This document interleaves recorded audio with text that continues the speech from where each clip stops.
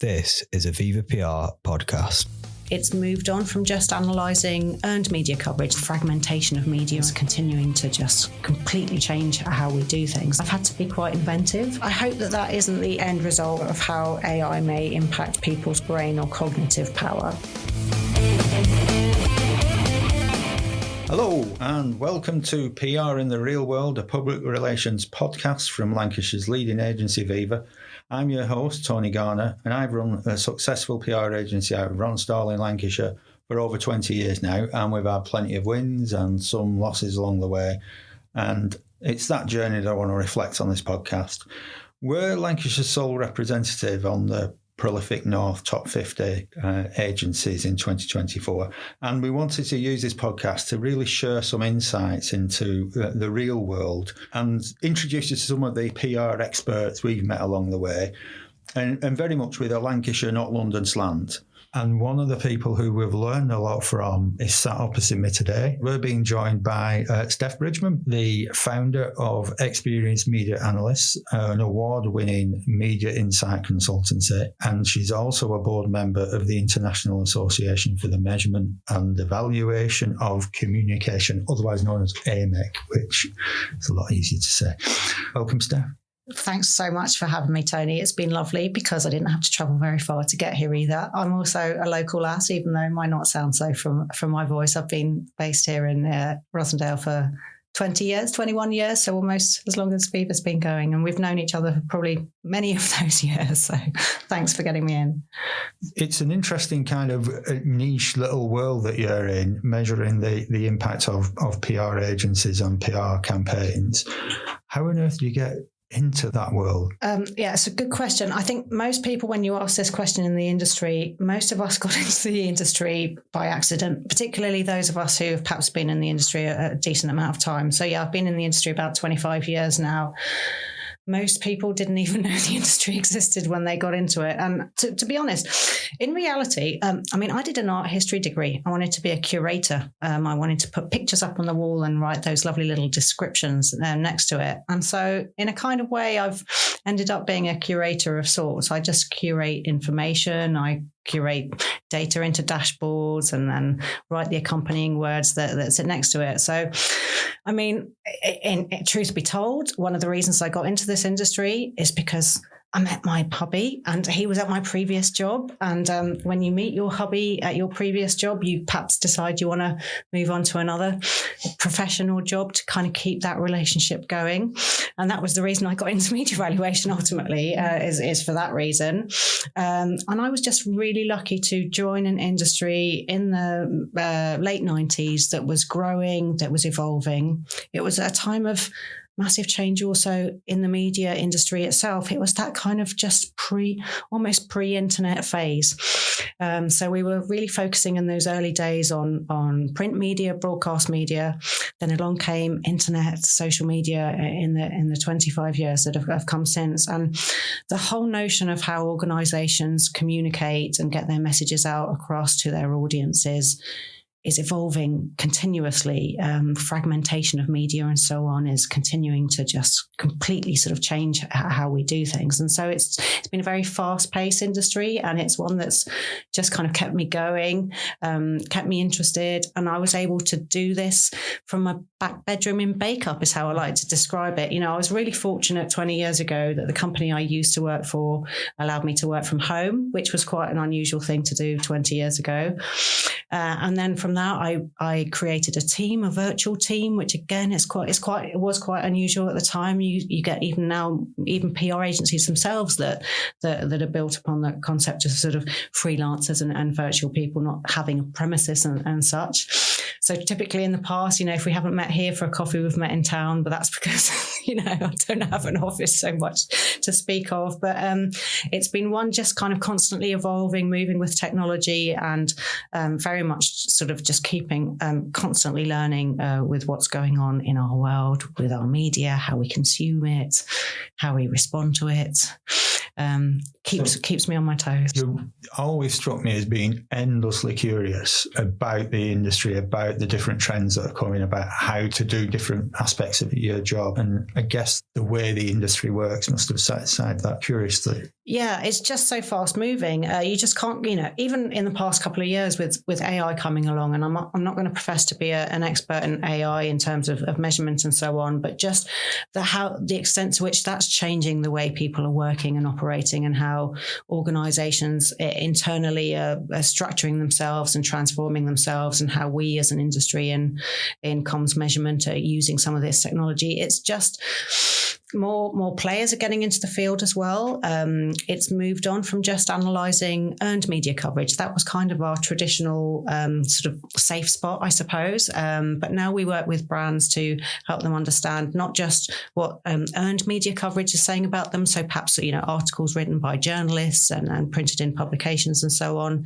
But we talk about something across the PASO model, and PASO with P being paid, E being earned, S being shared or social, and O being owned. So, for example, your owned media could be your blogs, what you put out on your website.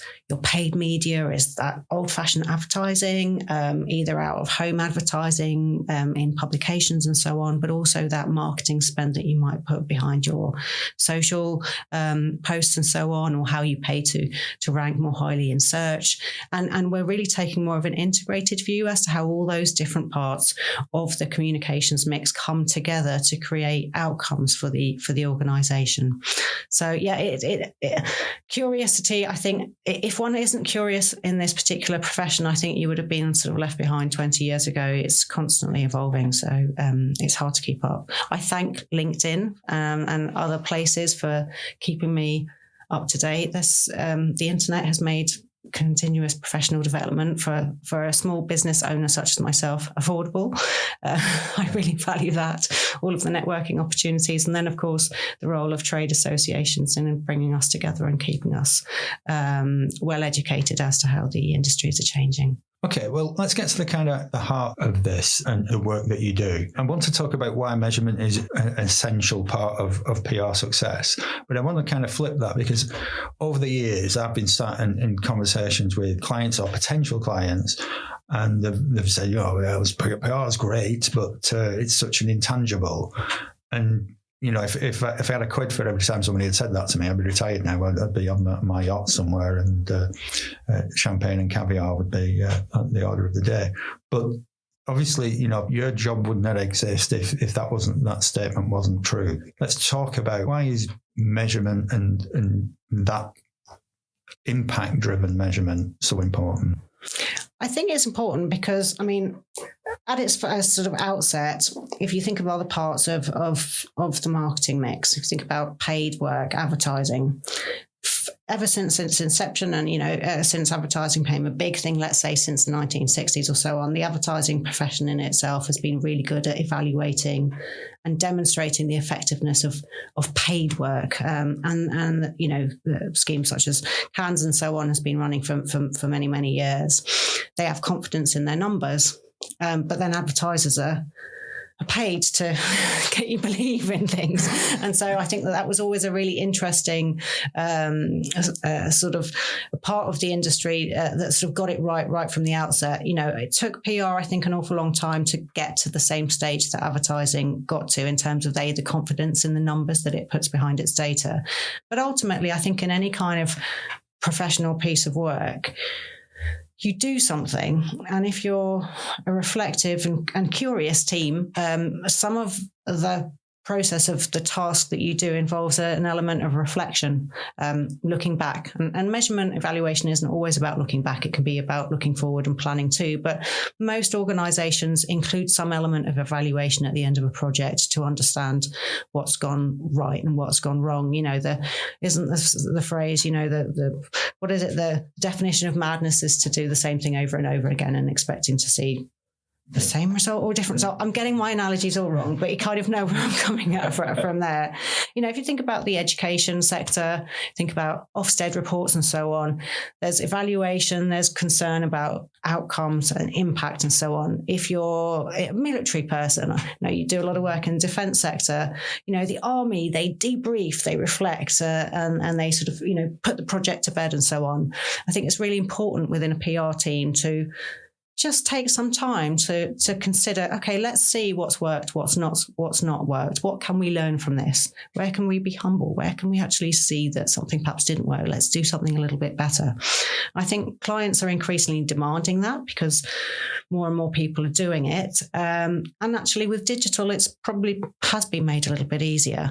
You know, this concept of the cookie that follows you around the internet all over the place. We leave a digital trail of breadcrumbs wherever we go. So it is much easier to count and to follow and to explore those paths that people take to perhaps either a buying decision or perhaps a kind of behavior change moment or a digital touch point with your organization. And so I think it's kind of going back to your question, why is measurement sort of there and important in terms of proving success of PR? I just think that the tools we've got available now are sort of much more appropriate. I think that the profession itself has changed the way it talks about measurement, and it, you know, thanks to the great work of a trade association such as AMEC, it's built some kind of structure and rigor around it and encouraged those that work in the PR profession to not just consider sort of counting things that we used to count before, articles, posts, and so on, but to actually consider, well, what happened next?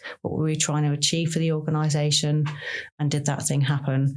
And so it's about taking perhaps a more holistic view of the way in which comms can have a contribution towards an outcome for an organisation, but also to realise that comms, PR, and so on is just one part of that mix. You know, you could be really great at promoting a B2B brand and the phone starts ringing, but if they don't pick up that phone call at the client end within 3 rings, then maybe that sales is lost. And so PR can, I call it sort of feed the top of the funnel, so to speak, but it's part of that kind of project that the whole organisation has to do to achieve its end goal, which is sometimes commercial, sometimes around changing behaviours.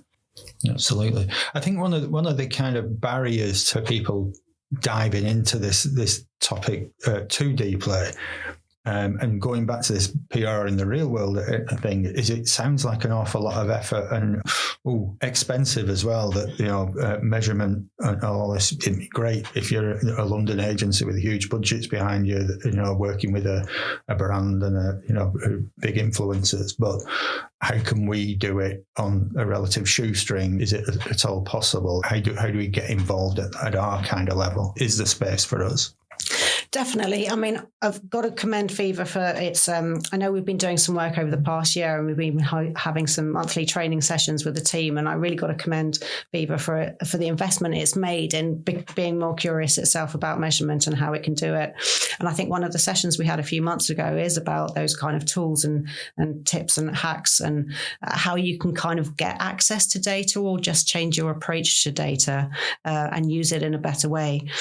Most PR agencies have some element of media monitoring going on. So most PR agencies I speak to don't use the full possibilities of that media monitoring suite. You know, many organizations will save the press cutting so that they've got access to the press cutting, but that press cutting can also be exported to an Excel spreadsheet.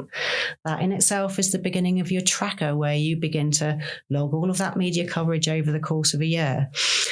Once you've got your data in a simple thing like an Excel spreadsheet, you can start doing cool things with that Excel spreadsheet. It helps you to add it all up. It helps you to average things. It helps you to chart it over time. And so it's about knowing that you've got that data already and how you can kind of perhaps use that in a better way. You're obviously then perhaps doing some work on social media. And of course, those social media tools have inbuilt analytics programs themselves that allow you, particularly if you're putting some paid spend behind that social work, will allow you to export the information around the performance of your posts and so on and the performance of your page. So it's possible to get all of this data and extract it from these various portals that you might be using and put it all into a central place.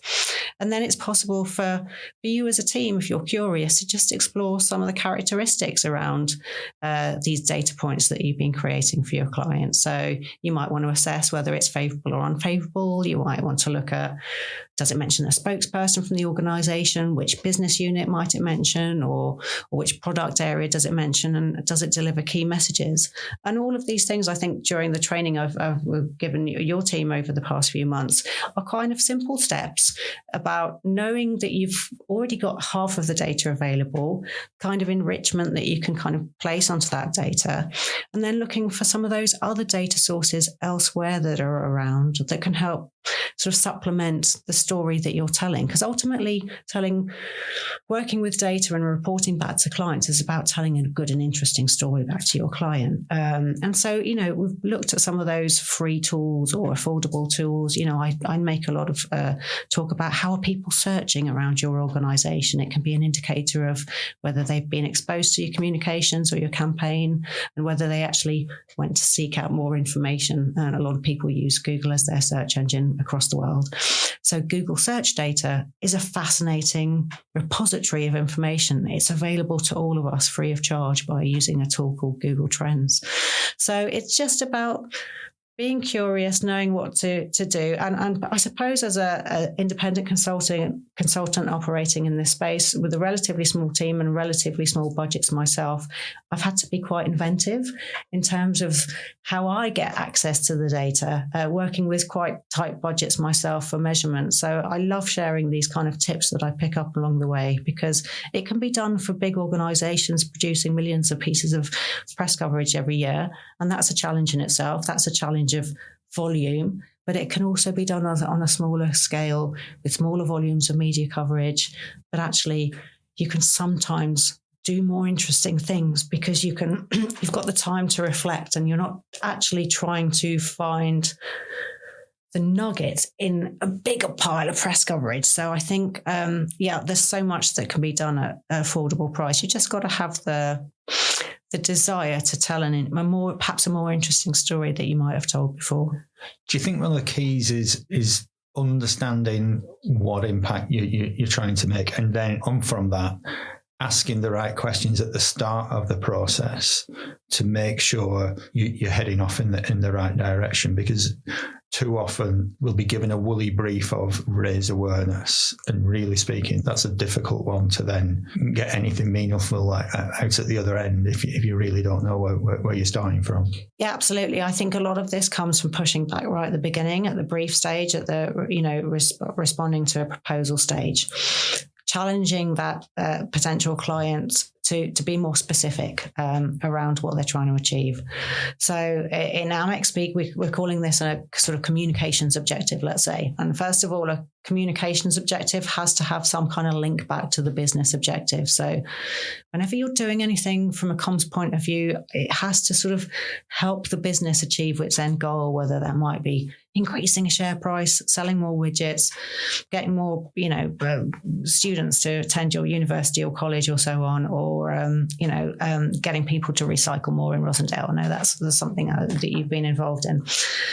And so kind of think of it from the point of view of a 5-year-old kid and ask that kind of why question 5 times.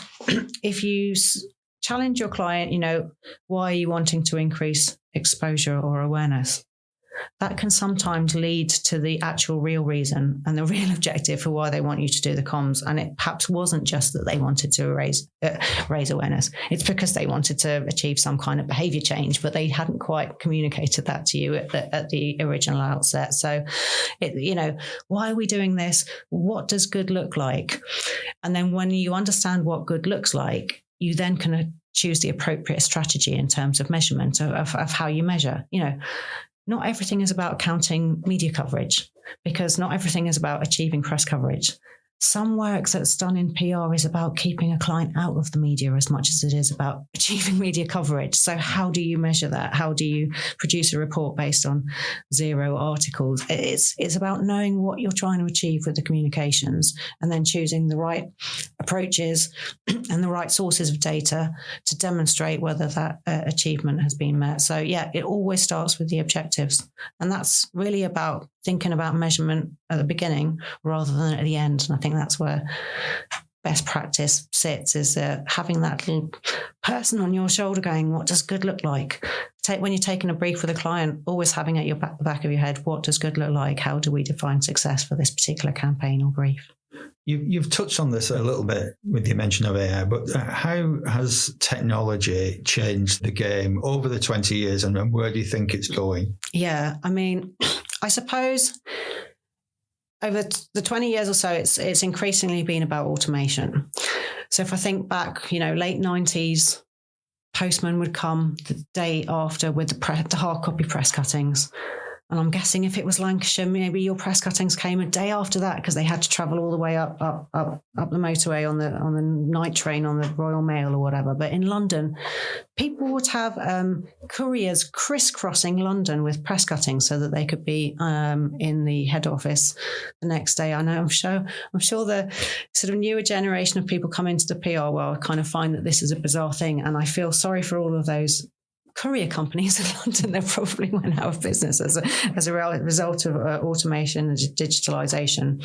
So even in the old days, press cuttings themselves were different. They were hard copy. People would cut them out and stick them onto a piece of paper and so on. We, as media analysts, would have to enter all of the information about the content that our clients were achieving from scratch, from the beginning. We would have people literally typing in the date of the cutting, the headline, where the article was, and so on.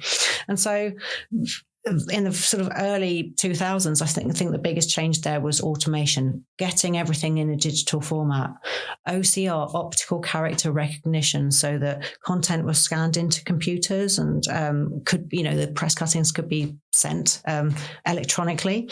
So we don't have to wait for the postman to come knocking on the door every day to see how much work there's going to be. It's now about kind of the size of your inbox and how many gigabytes of attachments or so on you've got to work through.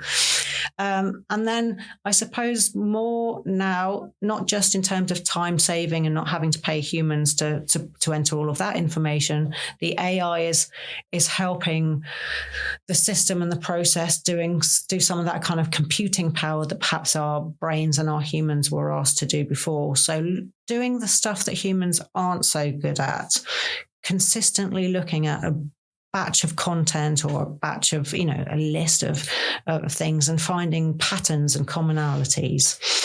So I think AI and technology is helping us to do things faster, perhaps more cost effectively, allowing us to process more and more data, allowing us to spend less time processing the data and more time thinking about how we tell the data story, and actually more time thinking about how we visualize this. Things like how you visualize things and how a chart is put together and how the end user receives that information from that kind of visual storytelling is perhaps almost as important now as the time that was once spent reading press cuttings and coding it and analysing it and so on. So it's been very much about automation to speed up the process, to allow for more content to be processed, because there has been a proliferation of, let's say, content opportunities or these kind of touch points with the advent of social media. There were a finite number of print publications that one could appear in the late 90s. So there was a finite volume of coverage that one could achieve. But now the possibilities, I think, are endless in terms of content touch points. It's interesting as well, you mentioned visualization there. I think despite all these tools that we have at our fingertips, we seem to be more and more time poor. So this idea of giving people the information in snapshots, interesting ways that they can assimilate the information quickly and in something that looks beautiful as well. That certainly seems to be the way things are shifting. Yeah, and I think that, again, the tools are much simpler now. I remember you'd have to teach somebody how to make a chart in Excel from scratch, and the basic concept of x-axis and y-axis and so on. I said I'm an art history graduate, but I was actually kind of quite good at maths as well. And it's this kind of balance between the sort of mathematical and the artistic that's kind of interesting also in a chart. I saw a fascinating session. I went to something called the Data Comms conference a few months back, and there was this amazing woman there, she's an award-winning sort of data visualization person. And it's amazing how two charts kind of telling the same thing, but you're right. A good chart can tell information and get that information across probably to a greater proportion of the audience than a badly put together chart. And of course, AI is making that process easier now. You have tools such as Canva and beautiful.ai and so on. So I think a lot of people feel more confident in actually presenting their data back to their clients in that visual way, not just in terms of lists, not just in terms of bullet points. And we're finding that our reports that we produce for clients have evolved over the years. They are no longer 50-page kind of PhD studies with, 100 different charts on it, which is now I call them a data puke. People just can't. It's like, well, then what do I do with it? It's now actually about realizing that, yes, there might be hours and weeks worth of research that's gone into this one pager, but realizing that we are time poor and need to just get to that key message straight away. Just like in our comms, you need to get to that key message straight away. And I think in the way you report back to clients, you've got to say a few things simply so that the recipient remembers it and feels empowered to perhaps take some action in response to the data that they're seeing as well. Not overwhelmed, I think. We used to overwhelm people in the olden days. You've talked about AMEC and you've talked to our team about AMEC, and one of the key tools that they give out to the world for free is that great framework they pull together that helps in your thinking if you're pulling together a PR campaign. Can you just, for the listeners who are maybe out there, just go through the kind of the key facet of the AMEC? Of the framework. Okay, yeah. And before that, I'll just take a step back and just explain a little bit more about AMEC. So AMEC is a trade association, and it did start out originally as a trade association for organisations probably that were kind of focused in that media measurement, media intelligence space, but it's grown now. It's more than that.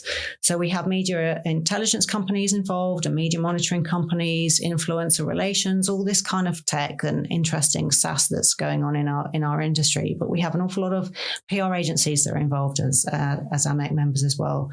And then we have end clients, not-for-profit organizations, big organizations such as Shell, in-house departments now.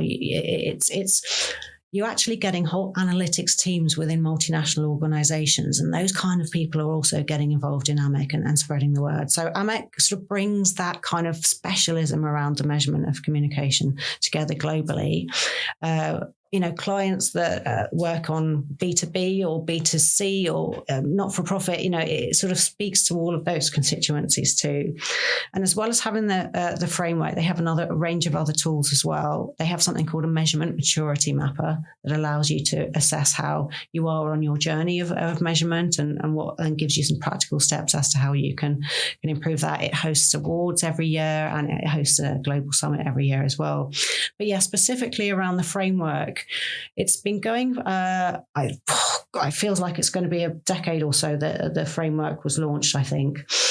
And it was about putting that rigor and structure around how you measure. And as I mentioned before, when we were talking about, how other industries measure themselves, AMEC didn't kind of recreate a process there. And so the framework has 7 steps, and it starts with objectives and it ends with impact. It has in the middle things like what are the inputs that you need, the access to data, the information that you already know in advance of a piece of activity. And then it has elements around what are the activities that you might need to do as a comms professional to achieve the objectives that you've already discussed.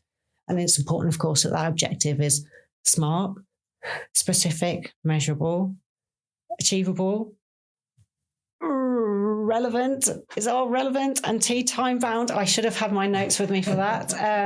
But it's important that those things are there. And then it's about then sort of taking that the thought process onto that journey of we call it the 3 O's: the outputs, the outtakes, the outcomes.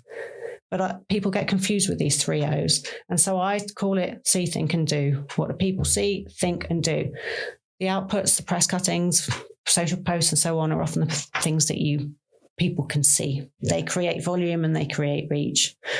But the outtakes, I could think of that in terms of think, what kind of messages are being conveyed? What does the end target audience think about your organization as a result of having seen this content that you've been working on? But really, it doesn't really matter who sees it and it does matter who sees it and what they think, but you're trying to achieve an end goal, which is to get them to do something.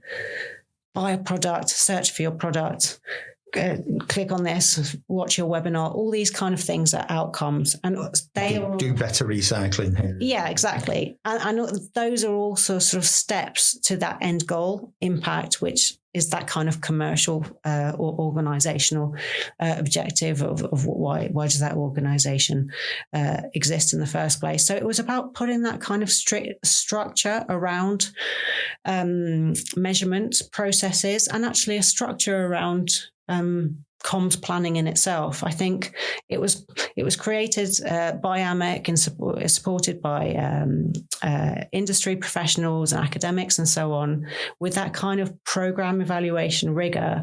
But actually, it's useful not just for people in the measurement world, but people in the PR world, I think. And that's why I think it's been embraced by organizations such as the PRCA, CIPR, and so on, because it encourages PR professionals and comms professionals to just take a step back and ask themselves, hang on, why are we doing this? Yeah, it's brilliant. I mean, I started my career in newspapers, and I had an editor who used to kind of rule the roost at morning conference, and sports editor and the news editor would pitch the stories for that day's publication. And they had to pass this guy's so what test every morning. And it's a little bit the same here. Yeah, we've done a press release and it's got X coverage, but so what? Has it shifted the dial? Has it actually made a difference? And do we know what difference we were trying to make with that as well? And you can get lost in that daily grind of doing the do and forget to take that step back sometimes, of remembering what it is we set out to do, and go back to that recycle campaign. There was a percentage uplift that the council had identified that they wanted to achieve. They were kind of behind the rest of the councils nationally, and they wanted to kind of close that gap. And it was always in the back of our minds that that's what all this, was about. It was a beautifully conceived campaign, a nice little tagline of check before you chuck, and we had influencers, which made us all chuckle. But we never forgot that kind of end goal. But that end goal was smart to start with. It had a number. It knew where it was, and it knew where it wanted to get to, and it was time bound, I'm sure. And that really focused the mind and probably made that campaign sometimes easier than just a broad brief where you're given the brief of let's just increase exposure. And actually, even when you are given a broad brief of let's just increase exposure, that creates a necessity for you to do some measurement at the beginning. I know in a few weeks' time, we're going to be having another training session. We're going to be talking about KPIs and benchmarks. So I don't want to cover off too much of what we're going to talk about then, but you need to do a sort of line in the sand at the beginning to understand how you've changed something. So in any kind of campaign, you either need that kind of SMART goal, or you need to know where you were so that you can assess whether you improved or didn't improve. So data is important, I think, at all parts of the journey there. Yeah, definitely. It's sometimes hard for creators and wordsmiths to get excited about data. Sometimes there's a pushback, I think, around getting too kind of deep into numbers when we like to do pretty pictures and emotive words. But that's just the nature of the beast. It's justifying our existence and making sure that we deliver some kind of return. Yeah, and I sort of challenge that in a way, because maybe that's because measurement has traditionally been seen as kind of reflecting and looking back and kind of sort of marking the homework of the work that's been done perhaps by you as professionals. But I turn it on its head, because I've done so many projects and assignments for organizations that aren't even about just measuring what's been, but actually just looking at media as a whole and how people communicate and how people might be posting on social media, for example, around a particular topic or an issue, and looking at media as a sort of cohort of data that you can analyze on a broad level to understand trends and messaging, just in a broad sense. We've worked with soft drinks brands to understand what's being said around the topic around sugar, for example. So media data can be looked at in a broad broad way like that to understand, who are the influencers, who are the key people you need to be talking to, who are the central to the discussion, what are the key messages that are being discussed. So media itself can be used as a kind of campaign planning source of data and source of insight, rather than just kind of looking back, marking the homework. And I think that's just another way of approaching data. I did some fascinating work for some alcoholic brands, working in, what was it? We were looking at rum or certain types of alcohol, and understanding that in certain markets, they like to mix it with this and that. And you can understand that through how people post online. And I tell you why it's fascinating. When you do stakeholder research, and so you do market research amongst the target audience, that's a very useful type of research. But actually what you're getting prompted responses back from people who have taken part in a survey. And so sometimes one can challenge whether those research responses are correct, because people, if you ask, what did you eat for breakfast today? You might tell the truth, or you might tell a lie because, you want appearances and so on. But social media data, how people post or search data, is actually unprompted information. It's a bit bad because you're kind of surveilling at a greater level what people are talking about, but you're grabbing all of that information on a big scale, and you're looking at data in the knowledge that they didn't even know that this question was being asked by a researcher. And I think it's a fascinating sort of data source to look for this kind of unprompted type of insight. So it can be used in a different way, even just for things like market research in itself. That's the kind of research that excites me anyhow, where you can find fascinating insights and discoveries out of a big pile of content. That's interesting. I'm going off script a little bit here, but you've been around doing this work for 20 plus years now. So you must have spotted trends or channels that are more effective if you're doing a certain piece of work that maybe you're sat on a repository of knowledge and insight there that people like me could tap into before we take that first step. Yeah. Sometimes, brands might be launching in a new market, for example, and they have no idea who are the key publications they need to look at and which are the key journalists that they need to reach out about. But it's possible through media evaluation to say, okay, well, this brand's not being mentioned right now in this market because they haven't launched there. But let's look at all of the coverage about their competitors and let's see who's writing about them, who are the key influencers are, who are the spokespeople and the third parties that might also be speaking about this topic. And that can be really valuable insight, whether you're launching either into a new market or a new product area where you perhaps don't already have that insight as to who these kind of key stakeholders are in your media ecosystem. And so it can be used from that kind of planning point of view as well. I think that's probably one of the most interesting and useful ways for media insights to be used.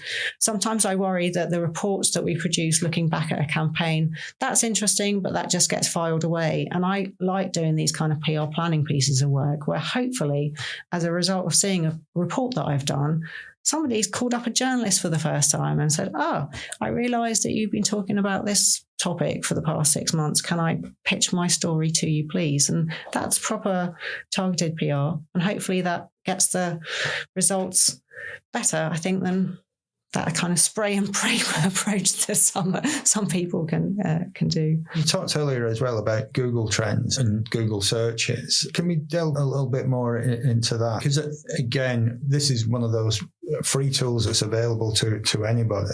You can get quite a lot of insights at that early part of a campaign by doing a simple Google search. You did a session with our team around that from a benchmarking perspective, you can see what kind of search traffic is about a company or a brand or an institution or an issue. So you've got at least a starting point in terms of data. Yeah. And you can look, again, use Google Trends to see how certain things compare against one another. There's about 20 years worth of historic data available on Google. So, if you wanted, put in the search term ice cream, for example. And I suppose globally we have seasons in different times. But if we were to look at UK searches for ice cream over time, we'll probably see some seasonality that we're more likely to search for. I'm giving you obvious examples here. We're more likely to search for ice cream in the summertime. But you can, you can put in a specific company name. You can put in a phrase, a short phrase with some quotation marks around it so that you're specifically looking for that phrase. So you're introducing an element of kind of Boolean in your Google search. You can use terms such as or, and things like that in it as well. And Google then allows you to either look back in time since I think about 2004. You can say, show me the past month, show me the past week, show me the past year. You can look globally. You can compare, UK search versus French search versus a US search and so on. And you can compare up to 5 different search terms within Google search on the same chart. And I reflect on the time when I was a governor at a college here in East Lancashire. And they didn't have the budget at that particular time for market research, but I wanted to demonstrate how that particular college didn't have as strong a brand exposure as perhaps some of the competing colleges in the local area. And just through Google search, looking at past year's search for this college versus that college versus that college, we were able to see on a chart that college there gets a lot more search. They've all got the same number of students pretty much. So why is one college getting a lot more search than the other? Is that because that college has got better marketing and people are more aware of it and so on? And for things like educational institutions, these things matter because bums on seats equals funding. So that has a direct correlation on bottom line. And so, yeah, it's fascinating that you can just take that information and take a screenshot of it. And in the absence of any budget for, really in-depth market research, that can just be the beginning of a conversation that you can at least have with your stakeholder about, I think we need to delve into this more deeply. And of course, it's fascinating. You can look at it literally in the past hour, in the past 24 hours. So we can work with some brands. They might have issued their financial results today. Often financial results, quarterly financial results are really key moments in time for that publicly listed organization. And you will often see, of course, that when results go live on the stock market opens and so on, you see an increase in search for a particular brand when the stock market's open. And so you can even go back in the past 24 hours and see how search has changed. And so you can use it for crisis comms. You can see sort of breaking in the past hour.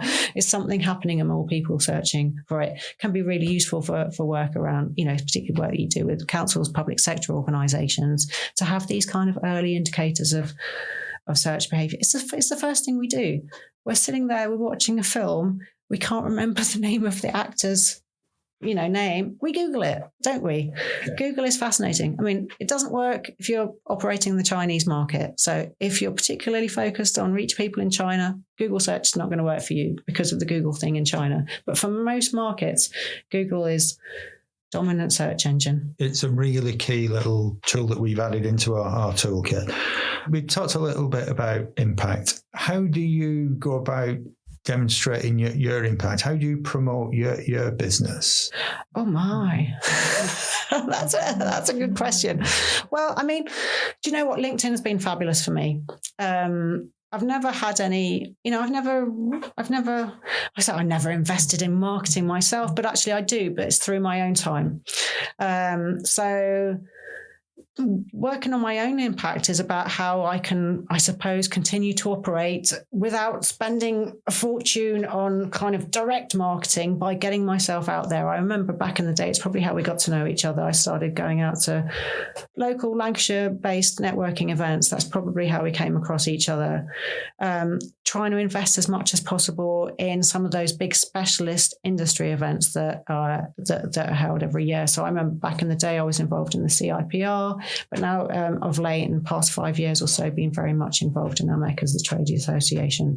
The work you can do when you get involved in a trade association, many trade associations are ultimately kind of run by volunteers and need the help of volunteers. So the more effort you can put into a trade association, the more the industry benefits, but actually you can have some sort of downstream benefit from that too. So it's about giving in the hope that one receives, I suppose, and that's probably always been my approach to business. You know, if I help you, you help me. It's just the old-fashioned ways of doing business. And so for me, it's been about being as passionate as I can be about the topic. And generally people, when they talk about me and measurement, they say she's really passionate about it. And I suppose that's just me also trying to get people excited about something that can otherwise appear quite boring. So if they see I'm excited about it, maybe some of that passion can rub off onto them, and just empowering them to get more excited or just see what's possible with the data. To just be more curious about how they can make perhaps more data-driven decisions. So LinkedIn's been fabulous.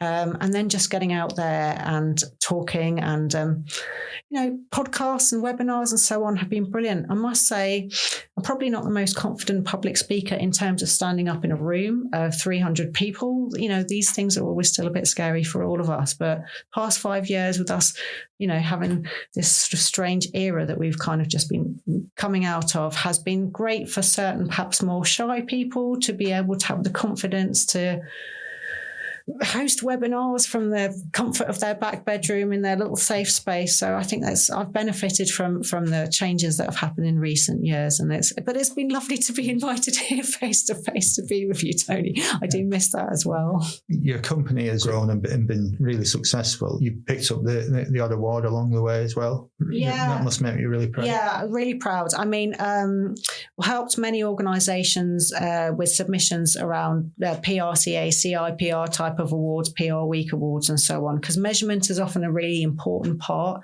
It's often the bit of the award in a PR specific award that helps to win, because it's kind of that so what. But in terms of AMEC awards specifically, I've helped a lot of either the organisations I've worked for in the past to win awards. Ghost written an awful lot of awards. I seem to have kind of got a name out there that I'm quite good at ghostwriting awards. But yeah, last year we won Small Measurement Agency of the Year at the AMEC Awards, and that was just kind of lovely for me because I'm often in the background helping other people and that they get up on stage and receive the glory, but it's very nice to have got up on stage and had a little bit of glory for myself. So fingers crossed. We'll see what's going to happen. I think the shortlist is coming out for the AMEC 2024 awards coming out in the next few weeks. So fingers crossed I might have an opportunity to be down in London in November. Well, I'll definitely be there, even if I'm not shortlisted. Well, we'll all have our fingers and toes and everything else crossed for you. Finally, I'd kind of just like to wrap it up by just taking that view into the future of how you think things are going to adapt. And we've mentioned AI a couple of times, but how do you think it will change the industry, the PR world and the measurement world as well?